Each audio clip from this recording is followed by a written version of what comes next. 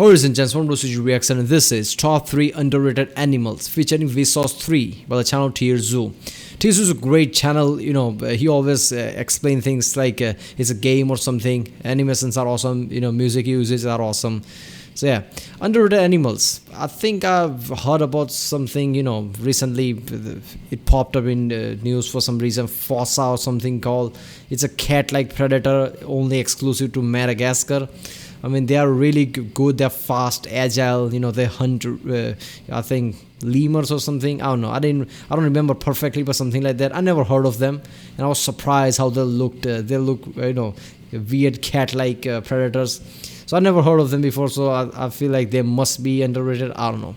But it's gonna be fun. Remember, people, if you like my reaction, don't forget to like and subscribe. Check out the reaction. There's a link in the description. Check out the cast playlist. Check out the end cards. And yeah, that's what this one. This episode was sponsored by Skillshare.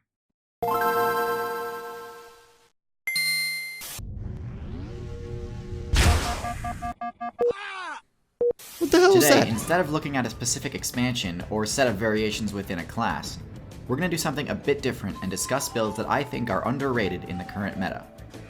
These tend to be builds that are often forgotten about in tier list discussions, because they either aren't part of a really popular class, or are part of a class that tends to be written off as weak. For example, let's look at the Snail build. Snails are pretty much universally regarded as low tier, having the lowest mobility stat in the game, and not much else to talk about. While they do have I feel like they shouldn't even be here. They should be so slim that you could barely see, I guess. Strong defense due to their shell, this pretty much only ever stops players that are in or below their weight class. It's pretty rare that it will successfully fend off an attack from anything larger. This is because a strong defense isn't worth much without at least some form of offense to counterattack with. If your opponent has no penalty for repeated attempts to attack, eventually they'll land a crit without ever needing to put themselves in danger. The best most snails can do in that regard is a pretty pathetic looking shell slap. But not all snails are so helpless. The cone snail runs a pretty standard snail build, with one important addition: the ability to fire venomous harpoons into their opponents.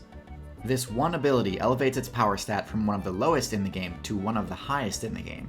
Certainly one of the top tiers of the coral reef meta. Their harpoons can one-shot anything from fish to humans, and can even pierce mid-tier human aquatic equipment like wetsuits and— Wait a minute, one-shot humans? So that's way deadly, is that it? Damn.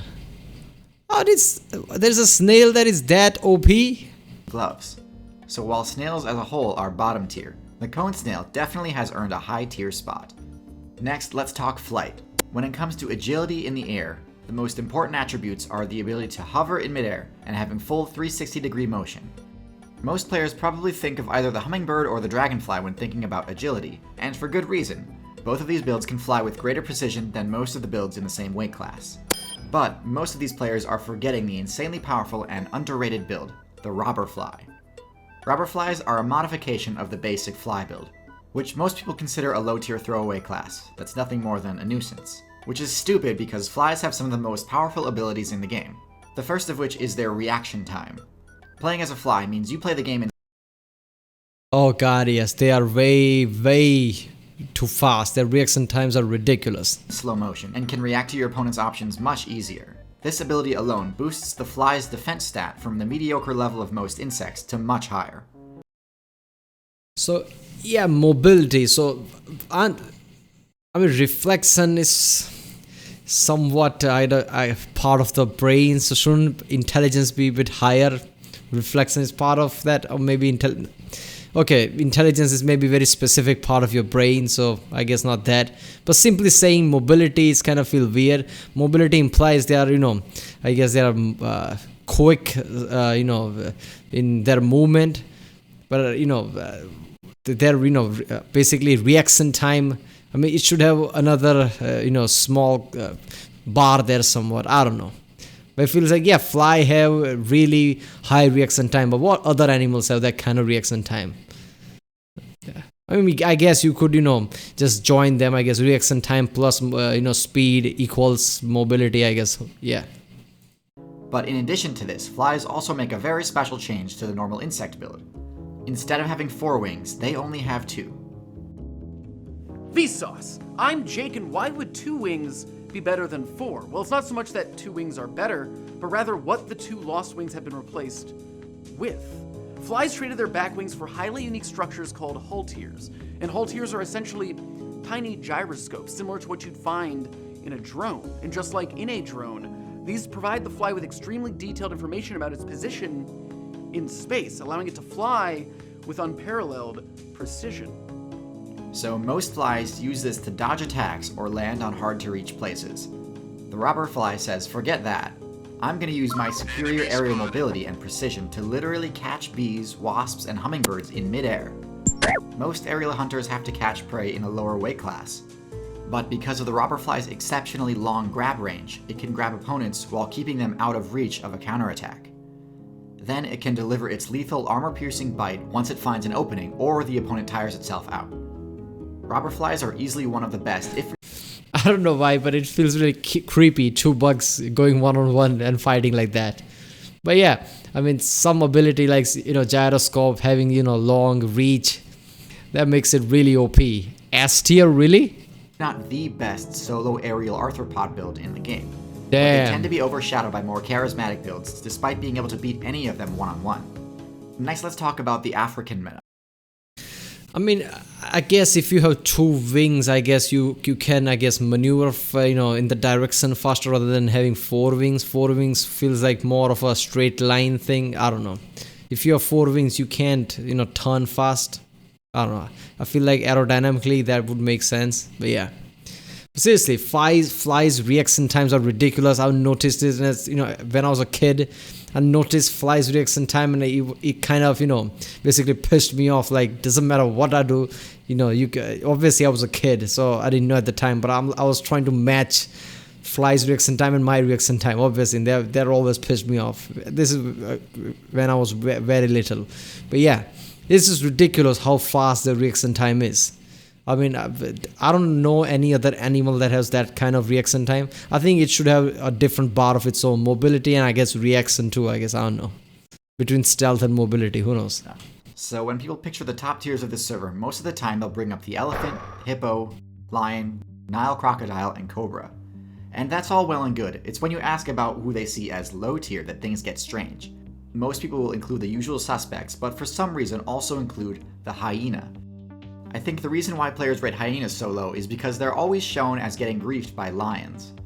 And it's true, lions do body hyenas. I mean, hyenas are, there are metaphors, they are like pack of hyenas. There's the people have this saying, like they are like, I don't know, when they're talking about something, they are like pack of hyena when addressing somebody. I mean, if you have a saying like that, then that must mean that hyenas are at some level, dangerous. Otherwise, why would you have that saying? So hyenas are not weak as far as lion thing goes. I mean, they're lion. I mean, just because lion can kick your ass doesn't make you weak. Lion can kick humans' ass if human didn't have ability, to basically shoot them. But yeah, I mean, just because lion can sort of fuck you up doesn't mean anything. As in a 1v1 matchup. But okay, two things. One, lions are easily A tier if not higher in the African meta. So having a bad matchup versus the best carnivore player in the region isn't saying a lot. And two, hyenas have plenty of traits that make them more powerful than lions in specific circumstances. Hyenas have much higher endurance than lions. They can run significantly longer distances because they put more points into the cardiovascular skill tree. Their hearts take up double the body weight percentage that the lion's does. And so while lions can reach higher top speeds, they run out of stamina pretty quickly. Hyenas can sustain their top speed for miles, allowing them to chase down builds that would easily They catch adult wild beasts usually after 5 kilometer chases a speed up to 60 kilo. They can run 5 kilometers straight at 60 km per hour. That's damn fast, man. escape a lion. On top of this, the hyena's bite attack is one of the strongest in the entirety of the mammal guild. The hyena has a bite force of 1100 psi. That's almost 7 times more than the average human's bite. This is enough to crush bones, something that other predators in Africa lack. For example, big cats have to take down animals by suffocating them. Their bites don't actually do that much damage on their own, certainly not enough to break bone. But is the hyena's bite stronger than, say, a warlock punch from Ganondorf in Smash Bros? Well, over on Vsauce3, I go through 3 Smash Bros characters that could kill you, with one of them being Ganondorf's surprisingly deadly punch. So check it out after you're done. How did he went from hyenas to Smash Bros? Damn. But seriously, lions' bites are not that stronger? Huh. So they suffocate animals to kill them. I thought, lions with that kind of gigantic mouths, they must have a stronger bite. But damn, hyenas' bites are really OP, I guess. Here. Thanks, Jake. So, like he was saying, the ability to crush bone with their bite grants them a huge advantage, allowing them to scavenge the skeletons of herbivores that were defeated by lions, after the lions have already gotten all they can out of it. Since they can't access the highly valuable marrow found in bones, it's free game for scavenging hyenas. And all low tiers know that they need to respect hyenas just as much as lions. In fact, entire packs of cheetahs can be driven away from their loot by only a few hyenas. Yeah, but cheetahs are not that, I guess, powerful apart from them running. We saw the video at, TierZoo's, cheetah tier list or something. That shows that, cheetahs are not that strong. Since they know that one bite from a hyena may mean they never run again. So, while they may not be a top threat in the African meta, they're by no means low tier. Probably either high B or low A tier. I mean, that's whenever somebody plays a game, an early, like RPG game or something, the early levels, like 1 to 10 levels, at least I try to do that, like, make one ability way OP. So even at the early times, you have something that makes you dangerous. So that's what hyenas are. They have some abilities that makes them really OP, that they're dangerous. Everybody is scared of them. Obviously, lions are really powerful, so they're going to basically screw up any hyenas. But still, hyena would scare lion. Like their one bite could fuck them up. What sets these builds apart from others is their unique set of skills. You can set yourself apart in the same way by learning new skills on Skillshare. Skillshare is an Yeah, people, go to skillshare.com/TierZoo10 and support that channel.